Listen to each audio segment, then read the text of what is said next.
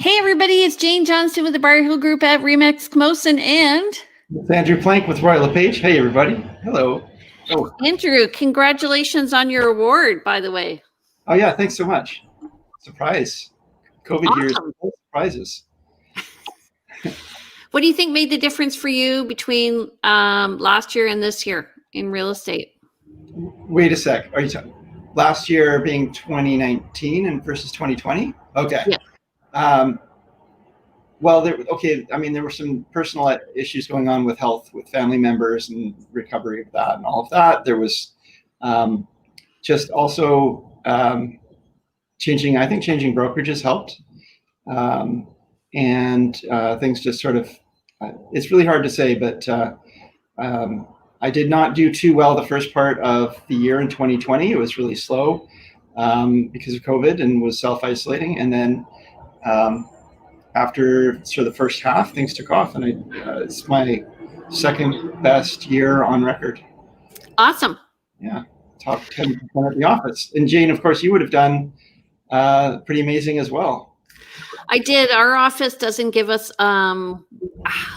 results, but I'm told I'm going to be top 1 or 2 agent in my office, individual agent.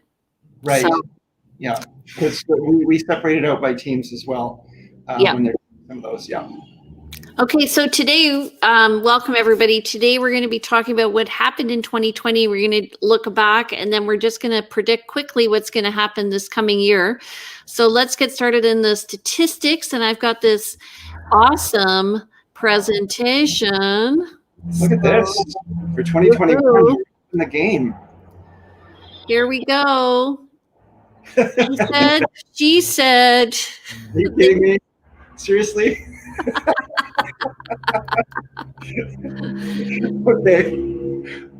Okay, so overall. For the record, I didn't get that. 8,497 properties sold in 2020. That's up 17.1% over 2019. Surprised? No, not at all. Not at all. Yeah. I have a dollar sign beside this, but over 1,000 more sales than the normal 10-year average of 7,329. So we are up over. Yeah. Yeah, which is what you said. Yeah, for sure. It's a lot, especially given a year that I would say, if you looked at the stats, the first, as I mentioned, the first, third at least, was not much business happening at all. Exactly. So the factors obviously affecting this were initially the pandemic, but then everything kind of rebounded. I don't think anybody saw that happening. A few people did, but of course there's always people who will see or at least predict these things. Yeah. It wasn't me. It definitely wasn't me. Well, we did have some people who were looking at condos because the price of condos went down 15%. And then you and I did some research to see whether or not condos were being affected differently than homes. And we did find statistically that was true. So we're seeing this in the numbers here. Yeah. Okay, inventory. Holy smokes. Yeah, and we're going to talk about today's inventory. After we finish this, we're going to run through it, and that number is even lower. Or no, sorry, never mind. It's not. It's actually up from December 2020, but it's still stupid low.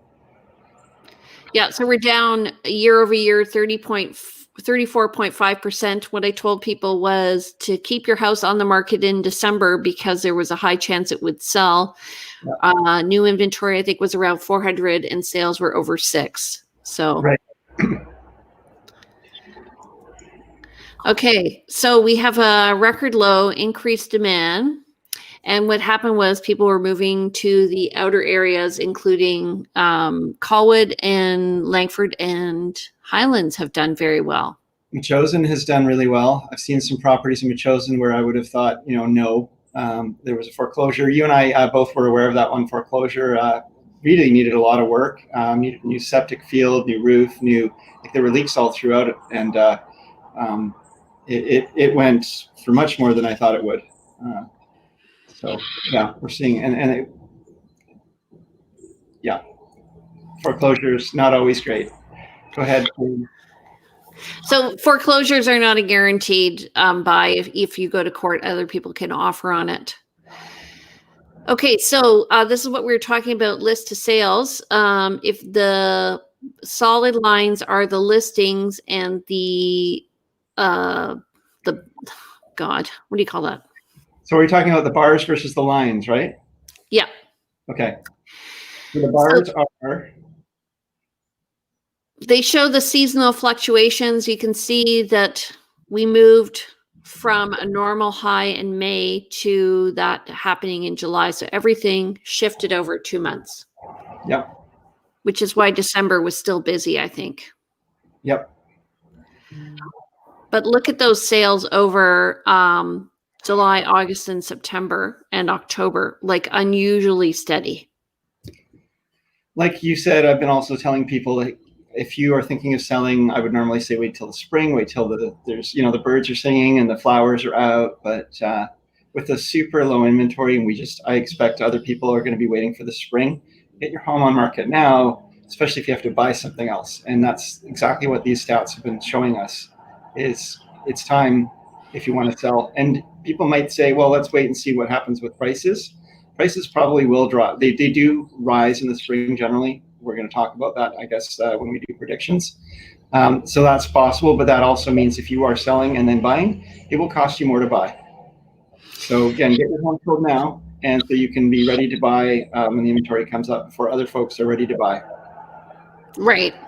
So, and actually what you're talking about speaks to the ratio down below, which shows that we've gone from a buyer's market in April to a strong seller's market of almost 70% ratio. So 30% is 20 to 30% is a balanced market.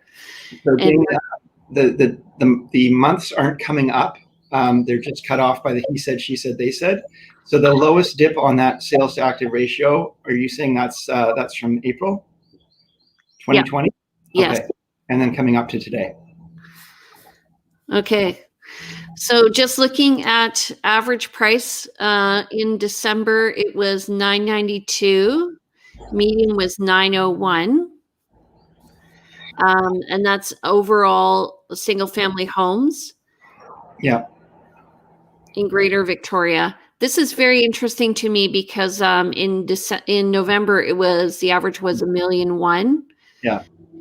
With a median of 909. And so what that's telling me, the median tells me that the market is stable, but the average tells me is that there are more high priced homes coming on the market. And selling. Yeah. Yeah. And so this is $100,000 higher than it was last year. Yep. And we've reached that tipping point, I guess, where, $1 million was considered a luxury home at one point and not too long ago for Victoria. And hitting that point where it's become the average home is going to, I think, really change the psychology of buying. And we've also mentioned before that there's sort of a cutoff for your down payment at $1 million. You can no longer do a high ratio mortgage once you're at $1 million or more. So it makes it more difficult for the average first-time buyer here in Victoria. Or even the unaverage first-time buyer. And what Andrew's saying is a high ratio mortgage is where you have 20% down. You need to have 20% down automatically now if you buy over $1 million. And so what that does is it's really the tail wagging the dog a bit. And so people are trying to price just under $1 million so that they get those buyers who can buy with 5% down. Yeah, once you reach the upper atmosphere in terms of your price, which is up above $1 million, you lose a lot of buyers who are just not going to be qualified. And that hasn't changed from years past. What has changed is just that the average price has come to the $1 million mark, so that it's become much harder for people to buy an average home. And it kind of reminds me, I know this is going to sound silly, but do you remember when the price of gas was 99 cents? Yeah. And it hovered and it hovered and it hovered. And then all of a sudden it was like $1.25. And a new normal. And people got used to it after an initial shock. Yeah. Yeah. Okay, so let's just look at condos and townhomes. This is interesting to me. So condos average was 485, median was 435, and this is both for December. Last month it was 469 and 428, and year over year 486 and 429. So we are really very steady in the condo market. That being said, the first time condos, the cheaper condos, there's a lot of demand for those. Again, I'm working with some folks looking for investment condos. I'm working with folks looking to get into the market, and it's pretty hot, actually. I think it's just picking up just now. Yeah. I had a buyer. We probably looked at 40 different single or one bedroom condos, and we found that by the end of December, it was picking up, and stuff we were looking at was selling. So. Yeah. Good. Okay, this row townhouses. So, Jane, Pardon? did you get them into a condo? I did, and they Good. moved in on Thursday. Awesome. Okay, row townhouses 681, median 625 for December. That's up from 667 in November 2020, and year over year. It's up from 555 average and 538. So again, we're up over 16% in the median and up over 22.8% in the average. Wow. Mm-hmm. Yeah. So I think there's a move more towards townhouses than condos. If you're going to compromise between a house and another form of real estate, you're probably going to start with a compromise to a townhouse. And again, when the price point gets above $1 million and your ability to purchase an average house goes down, you might start looking at your other options. So here's a pictorial view of single family homes. What do you think? That probably also suggests too, though, once we do hit that gas analogy of people getting used to the $1.29 or what have you, that we might see a drop again in townhouse values as people go back to houses as they sort of learn to deal with it, I guess. Well, if you look at the carrying cost of a townhome, if you buy it outright at $600,000 or $700,000, and you're paying a $300 a month strata fee or more, let's say a carrying cost for $300 is $100,000 mortgage. So it's still cheaper to live in a townhome. I think so, eh? I mean, number one, I think that I guess you're quoting townhouses in West Shore, because it's $700. That's not really so much in Victoria. And then I usually see strata fees more than $325. They're closer to $4 for a townhouse, if they're any kind of decent. And then, of course, for the house, you have to pay for your roof and save for it and all that stuff. So I think that, townhouses still can be cheaper because you still got to pay for a house. Your carrying costs for a house. People don't consider strata fees, but they should be putting money aside. I was just looking at the average numbers, Doll. Yeah. Thanks, baby. Okay, so looking at average prices for single family homes, we can see what we're talking about, the fluctuation in and around $1 million up and down. And again, this is average, so it's affected by, there've been a lot of high-end homes sold this year, more so than normal, right? Yep. Okay, row townhomes took a bit of a dip over the 2 years, but I think if you look at this over time, it's going to look very consistent with a move up towards the $700,000 range. Condos, flat. Pretty flat, yeah. And the price drop in March, April 2020 would be COVID related. So it's really showing flat. Yeah. Okay. So this is sales by price range condo apartments. So you can see most active areas were Vic West and Victoria. And to me, the range has gone up. I remember when we first got into real estate oh my God, guess what? It's going to be almost 16 years ago, 15 years ago. We are now looking at condos up around the 750 range. That's not unreasonable anymore. But the majority of them are selling between the 575 and 375 range. Yeah. With Saanich East also being active, Saanich, because it's a little bit further out, is in a slightly lower price range. So $499 down, and you can get into something for $275. It's not going to be pretty though. Not at all. And then Langford is also, and Sydney have done well. Yeah. Correct? Yep. So you can get into a bigger size condo in Langford. This is not differentiating between 1 and 2 bedrooms, but that will be around the mid fours. And there is competition. There's also new construction in that price range.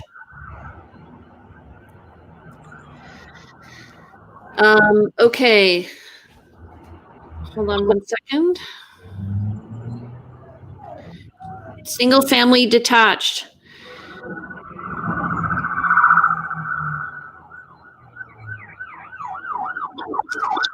We're seeing lots of movement in the $1 million range around Victoria and Vic West. And Oak Bay, obviously, we're seeing a bump up at the $2.5 million range. Yeah, I mean, these stats are pretty hard to read.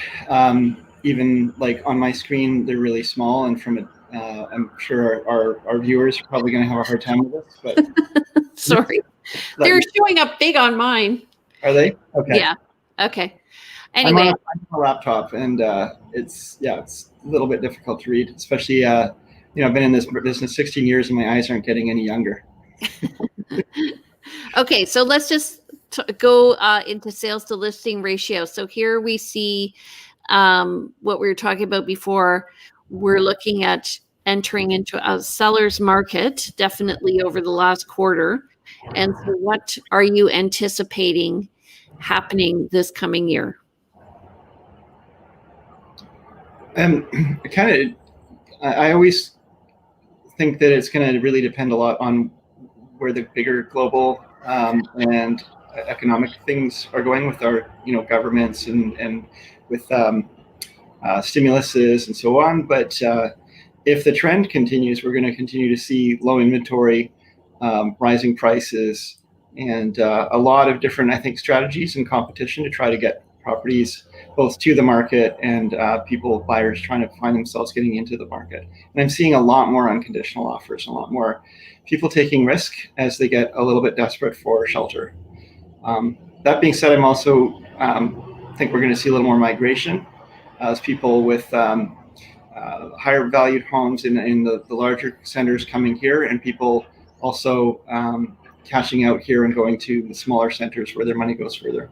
So that would be my prediction. I'd say there's going to be a little more migration and some changes in strategy, but overall, it's going to continue with low inventory and high prices. Right, and I agree with that. I think that right now, well, for January, yesterday, I was in a multiple offer in a house that probably wouldn't have been so desirable. Mm-hmm. But it had 4 offers. We were second. We ended up second, unfortunately. And we had bid $30,000 over the asking price. So, which is great for the sellers because they got a good price for their home. But for my buyers, they're a bit sad. And I was sad too. Absolutely. It's hard especially if you're writing offer after offer and you're coming in. I've been doing the same with some clients. You come in second or third, and I try to encourage my clients and say, you're in the running, and with these numbers, you're eventually going to get it. But we're going to be competing today on a property, and I believe there've been at least 4 pre-building inspections on this property, and I expect there'll be 10, 15 offers on the property at least. And my clients are hoping to be number 1. So we will see. Right. Actually, on my YouTube channel, I do have a little clip about how to be successful in multiple offers. It talks about the 5 elements of an offer, and I send that to my clients ahead of time because, Yeah. oh my God, I just need them to come out all barrels firing, because really you only have one chance to make a good first impression, especially in real estate. They're going to look at price, but they're also going to look at dates, right? Dates, absolutely. Conditions. Have you asked for something the seller just doesn't want to give? Don't piss off the seller when it's a seller's market. So if they said, I want these dates, and I'm not willing to sell that beautiful chandelier, don't ask for the chandelier and give them the dates they want. And all things being equal, write a nice letter. Sometimes it's not money that talks, and if you can personalize and create something more than just a black and white piece of paper contract in front of these people, it will go a long way for some people. Yeah. I've got a new secret weapon, but I can't tell you in case I end up on the other side of the table from you. Well, I was going to say, I do send some communications to my buyers before multiple offers and before offers. Here's what to expect, and here's some strategies.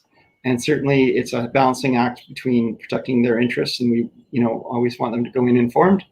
But also, it's hard to protect interests when people are saying, "I just want to make this offer, and I know I don't have my financing completely set up because nobody can unless they have absolute cash." There's always something the lender could say, and of course, even a building inspection doesn't tell you all the wheres and wherefores. And if you're just making a quick decision, a lot of folks are just saying, let's go unconditional. Yeah. How you're going to win it, but that's maybe also how you lose it. I think, though, that sellers are okay with you having an inspection if they've taken care of their house. If they haven't taken care of their house, they're not okay with that, because sometimes things come up. I mean, it's important, though, as a seller, you really want to reveal all the warts of your house, all the latent defects, things we can't see with a reasonable inspection. And the reason for that is because it allows us to give an informed decision. It's not what you find out, it's when you find it out. So we really want to be honest. Yeah. Sorry, the sun is getting really bright out here on the patio. I'm like, I can't see. Okay. Well, I think we've covered it pretty well today, though. We've got it covered. Let's go sell some houses, Jane. Okay, I will. So, looking forward to a good, strong year for sellers, buyers. Go in prepared, get yourself pre-qualified, get all your documents in order to your lender so that they can make a quick decision. If you're going to have more than 20% down, you're definitely going to need an appraisal. So just put that into the offer somehow, right? Yeah. More than 20% or less than 20%? More than 20, because you don't have CMHC right. insurance. So you're going to need an appraisal. Okay. Right. And next time, Andrew. Yeah. Wear a hat. Okay. Nice to see you. Okay, everybody, have a good week. Next week, what do you want to talk about? Animals. What do you want to talk about next week? Let's talk about where the market is next week, and let's talk about how our multiple offers are going. Okay, and I think we need to talk about assessment. BC assessment. It's that time of year, yeah, sure. Okay. I pinched your head. Sure. Okay, everybody, have a great week. We'll see you later. Take care, Andrew. Bye, Jane. Thanks. Bye.